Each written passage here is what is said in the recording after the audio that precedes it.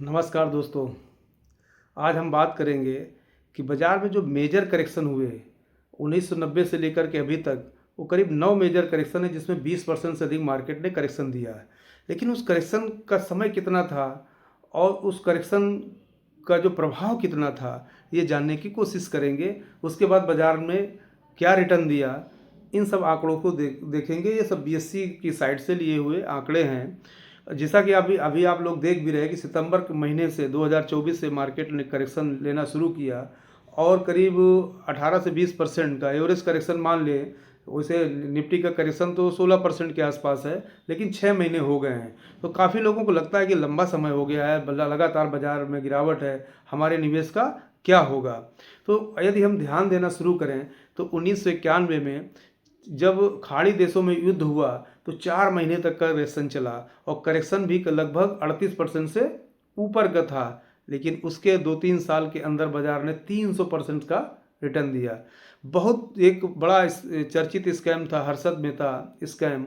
उस दौरान बाजार करीब जो बाजार में गिरावट रही, लगभग 1 साल तक बाजार में गिरावट बनी रही और 50% से अधिक मार्केट क्रैश हो गया। उसके बाद बाजार ने करीब 84% से अधिक का रिटर्न दिया। आप देखें 2000 में आईटी बबल के दौरान एक काफ़ी बड़ा उबाऊ समय था और 20 महीने तक बाजार में करेक्शन बना रहा और बाजार में करीब 50% से अधिक का करेक्शन हुआ। लेकिन उसके बाद बाजार ने शानदार रिकवरी करते हुए 100% से अधिक का रिटर्न बाजार ने दिया। अब इसके बाद आप ध्यान दें कि जो सबसे एक और बड़ा उबाऊ और बड़ा करेक्शन था 40% के आसपास, वो था 95-96 के दौरान, जो 27 महीने तक चला। लेकिन उसके बाद बाजार ने 70% से अधिक का रिटर्न दिया, लगभग वो 40% का करेक्शन था। और जब बीजेपी सरकार 2014 में अटल बिहारी वाजपेयी जी चुनाव हार गए, उस दौरान बाजार ने करीब 27% की गिरावट दिखाई। लेकिन उसके बाद बाजार ने तो बहुत शानदार रिटर्न दिया और वो रिटर्न करीब 200% से अधिक था। जब भी तो जब मनमोहन सिंह की सरकार बनी तो ऐसा आप देखें कि जो बाजार में मेजर करेक्शन हुए, उन करेक्शन के बाद बाजार ने शानदार रिटर्न दिया है। 2000 जो सबसे ज़्यादा जिसका उदाहरण भी दिए जाते हैं, 2008 और 9 के दौरान जब ग्लोबल फाइनेंशियल क्राइसिस हुई तो उस समय मार्केट ने करीब जो सबसे बड़ी गिरावट इंडियन मार्केट में है वो 60% से अधिक हुई और समय भी करीब 14 महीने का लगा। लेकिन उसके बाद बाजार ने शानदार रिटर्न दिया और 114% से अधिक का रिटर्न बना करके दिया। इस अभी आपको जो चाइना स्लो डाउन का मालूम होगा, जो 13 महीने तक का बाजार में जो कोई रिटर्न नहीं था, निगेटिव रिटर्न थे, उसके बाद बाजार ने शानदार रिटर्न दिया। कोविड आपको याद ही होगा 2020 में, जो जिसका जो समय था वो केवल 2 महीने में ही बाजार ने पूरा करेक्शन किया और 38% से अधिक बाजार ने करेक्शन दिया। लेकिन उसके बाद 100% मतलब 112% से अधिक का रिटर्न बाजार ने दिया।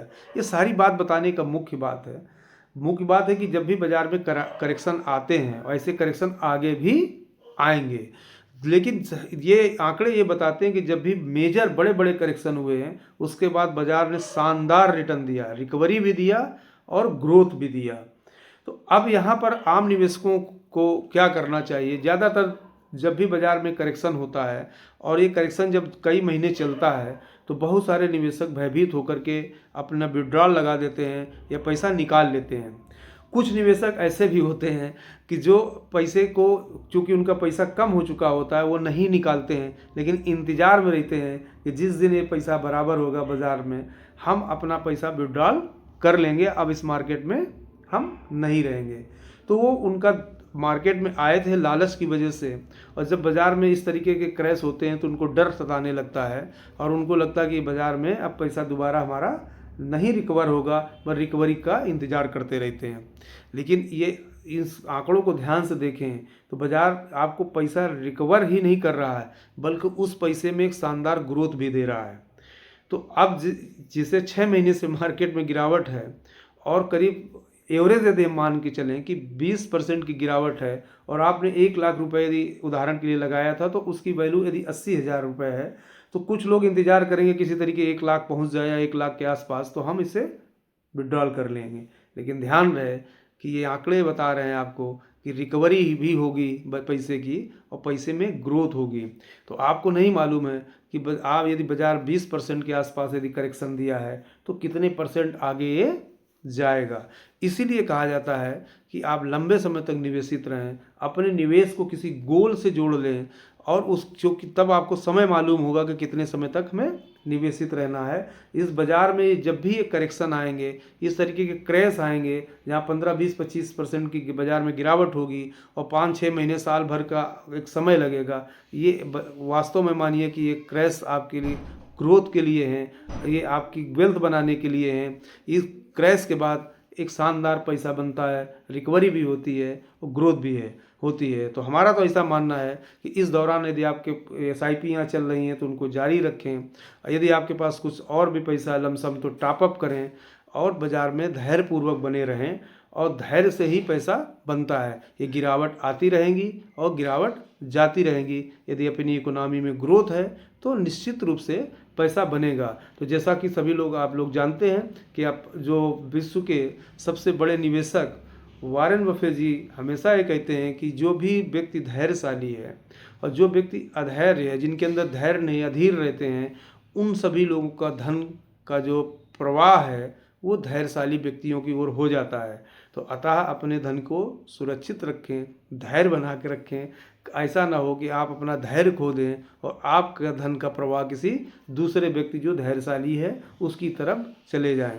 तो हमारा मानना है कि और हम ऐसा मानते भी हैं कि जो निवेशक हैं वो ज़रूर धैर्य बना के रखेंगे, इस बाज़ार की गिरावट का फ़ायदा उठाएंगे।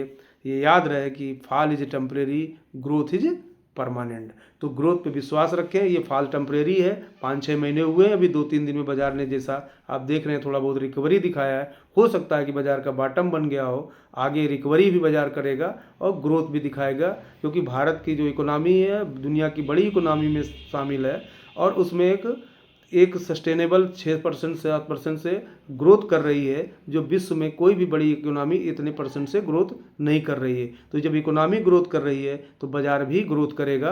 तो इसलिए धैर्य बना के रखें। धन्यवाद दोस्तों।